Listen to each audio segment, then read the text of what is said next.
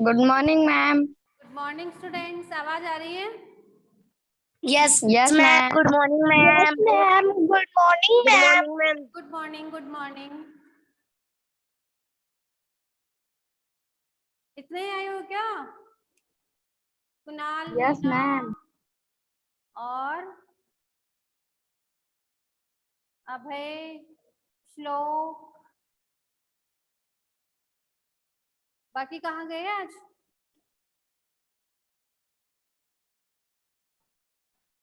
देखो स्टूडेंट्स, कल हमने दूसरा चैप्टर पूरा कर लिया था। आज हम थर्ड चैप्टर पढ़ने वाले हैं। कौन सा? स्वावलंबनम। कौन सा चैप्टर पढ़ेंगे? स्वावलंबनम। स्वावलंबन का अर्थ क्या होता है, किसी को पता है क्या? स्वावलंबन किसे कहते हैं?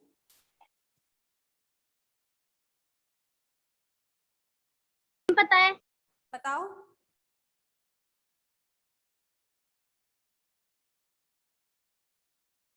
किसे कहते हैं? आत्मनिर्भरता। आत्मनिर्भरता। आत्मनिर्भरता।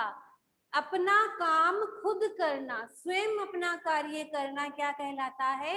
स्वावलंबनम। हम किसी भी काम के लिए दूसरों पर डिपेंड रहते हैं, उसको स्वावलंबनम नहीं कहते।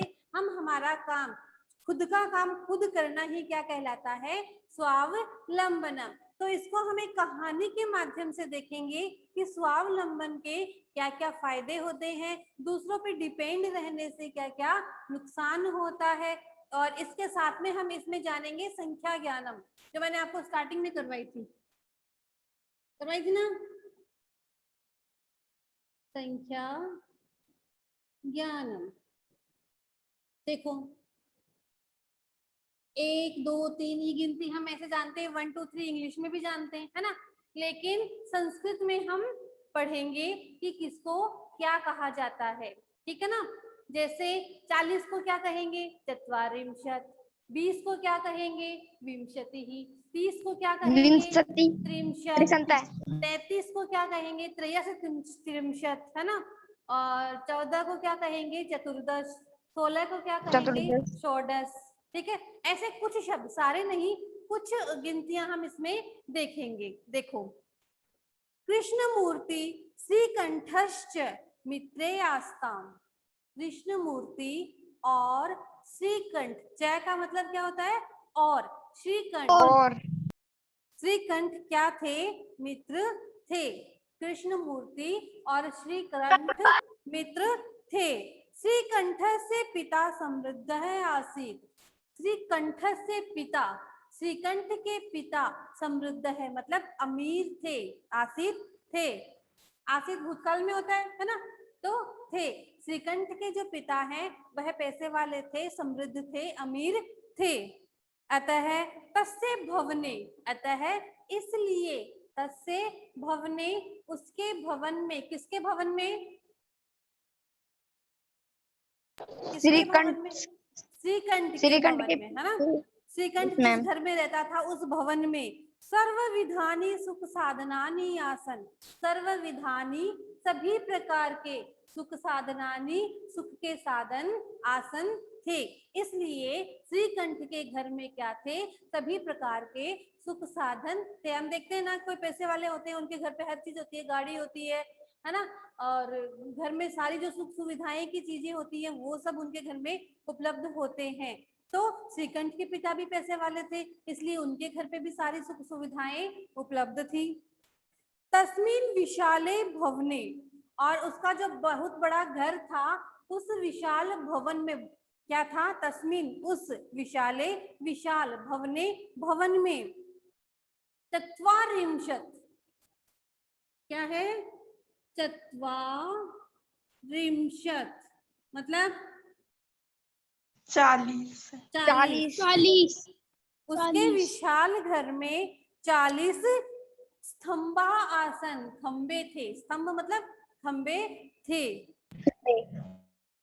तस्य अष्टादश प्रकोटेषु, उसके 18 प्रकोटे, 18 कमरों में 50 गवाक्षाः चतुश्चत्वारिंशत् द्वाराणि, षट त्रिंशत विद्युत व्यजनानि च आसन। देखो तस्य अष्टादश, उस वो जो विशाल भवन है उसमें अष्टादश, अष्टादश क्या कितने होते हैं?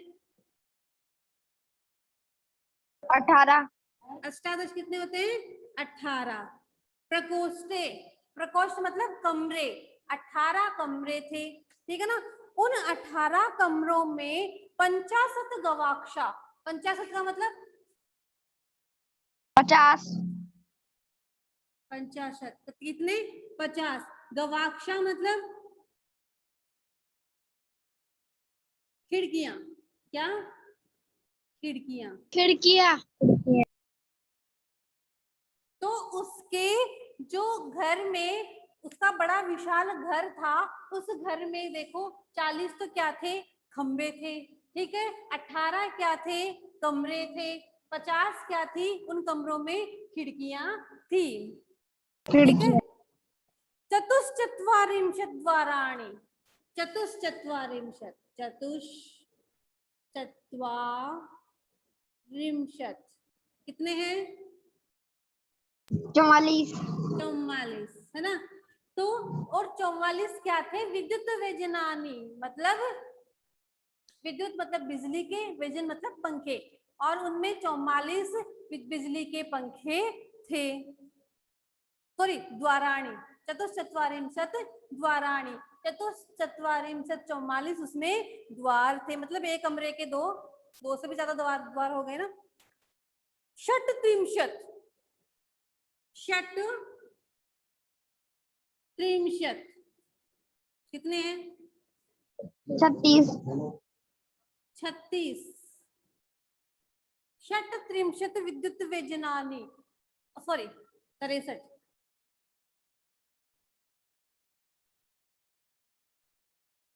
षट, एक मिनट, षट त्रिंशत् 33, 36 ही होंगे ना। और 36 उसमें क्या थे? 18, और 18 के बाद में कितने? 18 तो नहीं, 36 क्या? 34।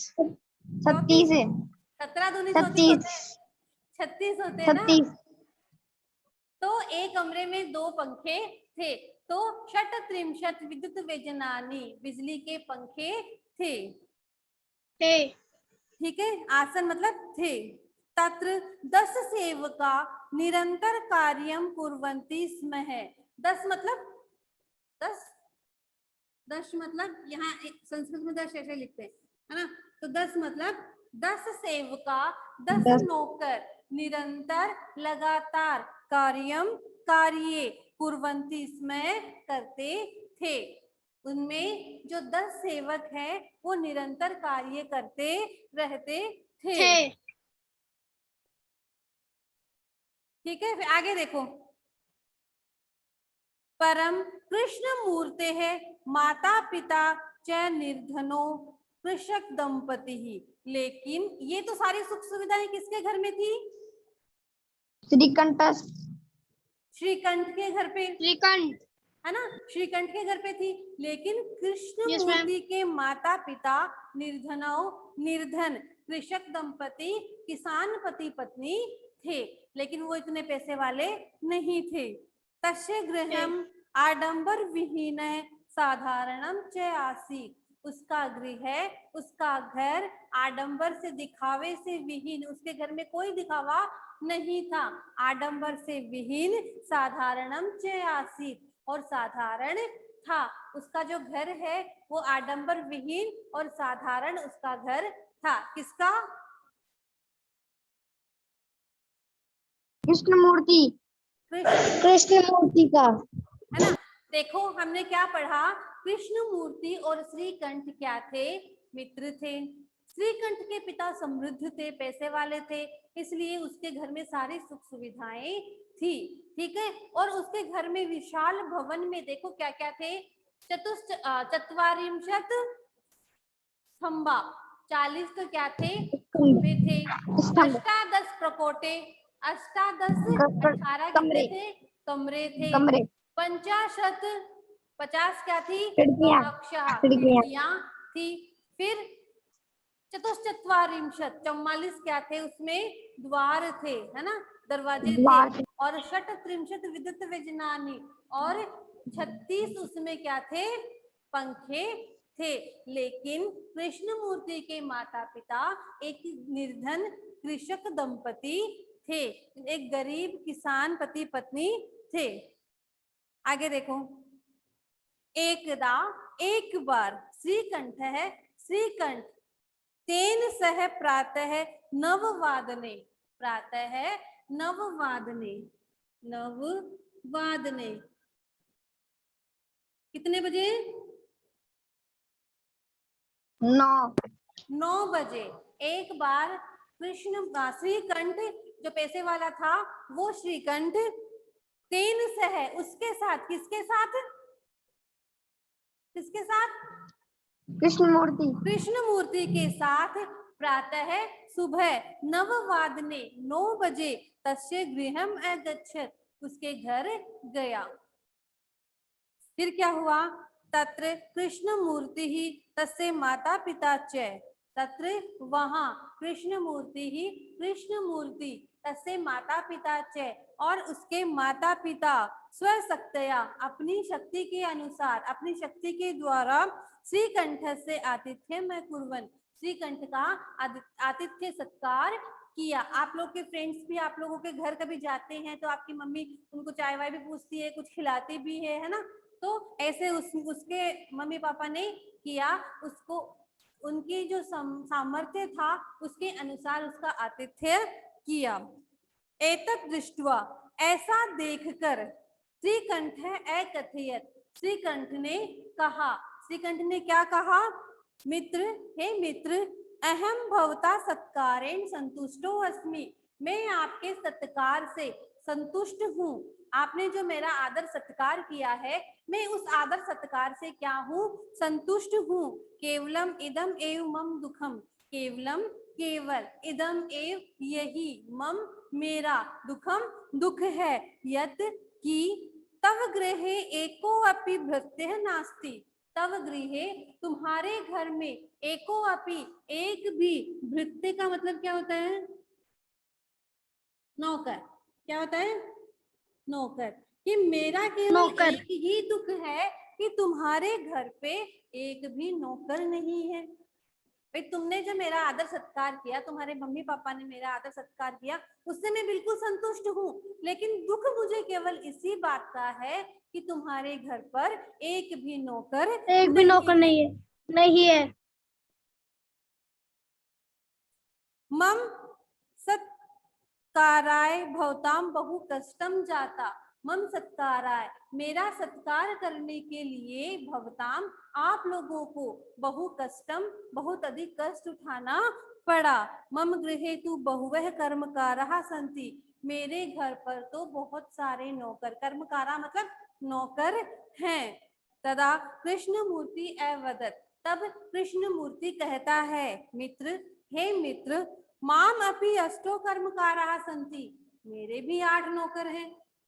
कृष्णमूर्ति कहता है कि मेरे भी 8 नौकर हैं। ते नौकर है। और वो हैं कौन कौन से? द्वौ पादौ, 2 पैर, द्वौ हस्तौ, 2 हाथ, द्वे नेत्रे, 2 आंखें, द्वे श्रोत्रे इति, और 2 कान। 8 नौकर हो गए ना? 2 तो पैर, 2 हाथ, 2 कान, 2 आंखें। ये भी मेरे भी क्या है? 8 नौकर हैं, मेरे साथ हमेशा रहते हैं और मेरा काम करते हैं। एते प्रशिक्षणम मम सहायका, यह किसी कार्य को करने में मेरे सहायक हैं। किंतु तव भृत्या, किंतु लेकिन, तव तुम्हारे, भृत्या नौकर, सदैव हमेशा, सर्वत्र सभी जगह, च और हमेशा और सभी जगह, उपस्थिता भवितुम न शक्नुवन्ति, उपस्थित हो नहीं सकते। मेरे जो नौकर है वो हमेशा हर जगह हर पल मेरे साथ रहते हैं, लेकिन तुम्हारे घर पर जो नौकर हैं, तुम्हारे जो नौकर हैं, वह हमेशा और सब जगह तुम्हारे साथ नहीं रह सकते। त्वम तु स्वकार्याय भृत्याधीन है। तुम तो स्वकार्याय अपने कार्यों के लिए स्वभृत्याधीन है, अपने नौकरों के अधीन हो। यदि वो तुम्हारा कार्य करे तभी तुम्हारा कार्य होता है। यदा यदा ते अनुपस्थिता तदा तदा त्वं कष्टम अनुभवसि। जब जब वे अनुपस्थित होंगे तब तब तुम क्या करोगे, कष्ट का अनुभव करोगे। मतलब कैसे, आज कोई उसका काम करने वाला नौकर नहीं आया, छुट्टी पर उसके कोई काम हो जाता है तो उसको कष्ट का अनुभव करना पड़ता है ना, उसका कार्य रुक जाता है। लेकिन मेरे नौकर तो मेरे साथ हमेशा रहते हैं। स्वावलंबने तु सर्वदा सुखम एव। स्वावलंबन में तो हमेशा ही क्या है, सुख है। न कदापि कष्टम भवति, और कभी भी कष्ट नहीं होता है। श्रीकंठ है अवदत्, श्रीकंठ बोला, मित्र हे मित्र, तव वचनानि श्रुत्वा, तुम्हारे वचन सुनकर। देखो श्रुत्वा, श्रुत्वा इसका मतलब होता है सुनकर, ठीक है। जहां भी आपको कत्वा प्रत्यय दिख जाए, इसमें कौन सा प्रत्यय है, कत्वा। श्रु धातु है मतलब सुनना, उसमें कत्वा प्रत्यय मिला हुआ है, तो ये कर के अर्थ में होता है, करके, है ना, किसी कार्य को कर कर, जैसे स्नात्वा नहाकर, पठित्वा पढ़कर, ठीक है, लिखित्वा लिखकर, श्रुत्वा सुनकर, दृष्टवा देखकर। तो कत्वा प्रत्यय जहां भी लग जाता है वो क्या होता है, किस अर्थ में होता है, कर के अर्थ में होता है, ठीक है। बोलो। श्रुत्वा मम मनसी महती प्रसन्नता जाता, तुम्हारे इन वचनों को सुनकर मेरे मन में बहुत प्रसन्नता हुई है, मुझे बहुत खुशी हुई है। अधुना अब, अहम अपि, मैं भी, स्वकार्याणि स्वयं एव कर्तुम इच्छामि, आज से मैं भी मेरे सारे कार्य स्वयं करना चाहता हूँ। भवतु, ठीक है, सार्ध द्वादश वादनम इदम। देखो क्या लिखा हुआ है, सार्ध द्वादश वादनम। बताओ कितने बज रहे हैं। सार्ध का मतलब होता है साढ़े, 12:30। 12:30 बज चुके हैं। वो क्या कहता है कि ठीक है भवतु, ठीक है, अब 12:30 बज चुके हैं। संप्रति अहम गृहम चलामी, अब मैं घर जाता हूँ या घर में घर चलता हूँ। बोलो समझ में आया क्या? Yes ma'am. देखो दोबारा देखो, इसको आराम से समझो।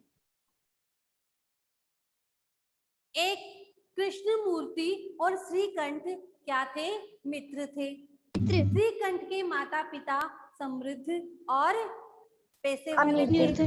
उसके घर में सारी सुख सुविधाएं थी। उसके घर में कुल 40 खंबे थे, 18 उनमें कमरे थे, 50 उनमें खिड़कियां थी, 44 उनमें द्वार थे और 36 उनमें क्या थे,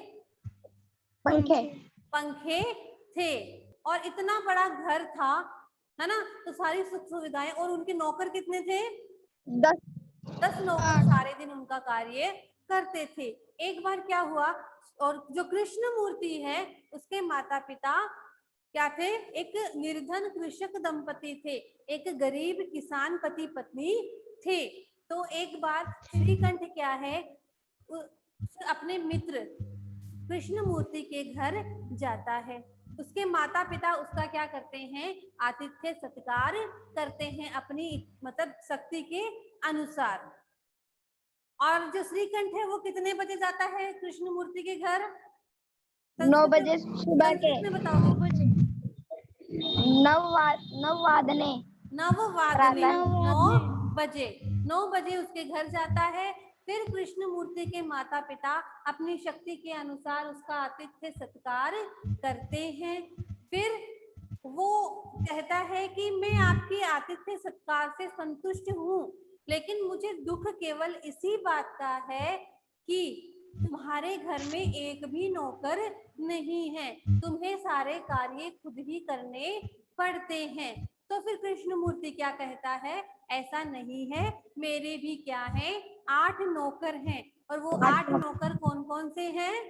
2 पैर 2 हाथ 2 आंखें 2 कान। 2 हाथ 2 पैर 2 कान और 2 आंखें। ये 8 नौकर हमेशा सब जगह है, मेरे साथ रहते हैं। लेकिन तुम अपने कार्य के लिए अपने भृत्य मतलब नौकरों के अधीन हो। अगर जब जब वे अनुपस्थित होते हैं, जब जब वे एब्सेंट होते हैं, तब तब तुम्हें क्या करना पड़ता है, दुख का अनुभव करना पड़ता है। लेकिन मेरे जो नौकर है वह हमेशा मेरे साथ रहते हैं।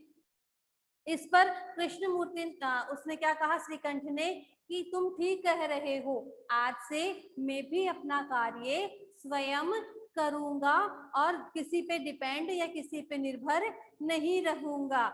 अब कितने बज गए हैं, वो अपने घर कितने बजे जाता है वापस? संस्कृत में बताओगे? 12:30 सार्धद्वादशवादनम, 12:30 बजे। वादनम। हाँ, 12:30 12:30 बजे वो अपने घर चला जाता है। बोलो, समझ में आया? Yes ma'am. चलो वर्ड मीनिंग अब आप बताओगे, ठीक है? समृद्ध है मतलब अमीर। क्या? अमीर। धनी, पैसे वाला। चत्वारिंशत् मतलब 40। 40। अष्टादश 18। 18 है। प्रकोटेषु प्रकोटेषु कमरों में, सप्तमी विभक्ति है ना, रामेशु सप्तमी है, तो प्रकोटेषु भी क्या है, सप्तमी है। 50 50। गवाक्षः खिड़कियां। चतुश्चत्वारिंशत् 44। षट्त्रिंशत् 36। कृषक दंपति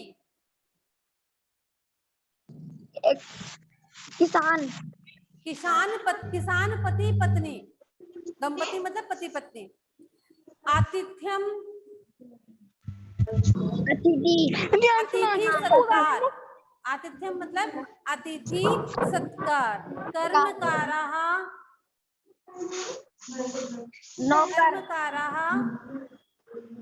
नौकर काम करने वाले।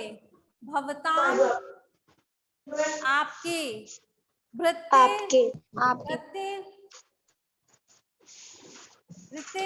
बताया था अभी, क्या होता है, बोलो? नौकर शक्नुवन्ति सकते हैं। 12:30 12:30 बजे। 12:30 बजे। सांप्रतम अभी, सांप्रतम अभी। 12:30 12:30 बजे। अब देखो, विंशति ही मतलब 20। द्वाविंशति मतलब 22। 22। चतुर्विंशति ही मतलब 24। पंचविंशति ही मतलब 25। अष्टाविंशति ही मतलब 28। नवविंशति ही मतलब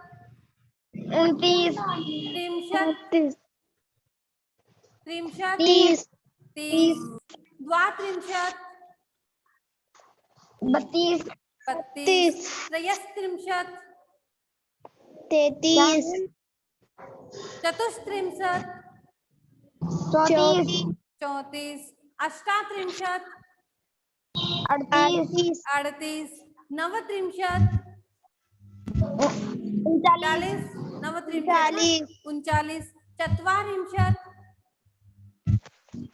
40। फिर है द्विचत्वारिंशत्, 42, 42। त्रयश्चत्वारिंशत्, 43, 43। चतुश्चत्वारिंशत्, 44, 44। सप्तचत्वारिंशत्, 46, 43। और 50, 50 मतलब 50। ठीक है, चैप्टर आपको समझ में आया? यस मैम, अच्छे से आ गया? यस मैम, कल हम इसके क्वेश्चन आंसर करेंगे। जिसके पास बुक है एक बार दोबारा उसको पढ़ लेना, ठीक है? और अब इसमें से कुछ आपको पूछना है? नो मैम, नहीं पूछना।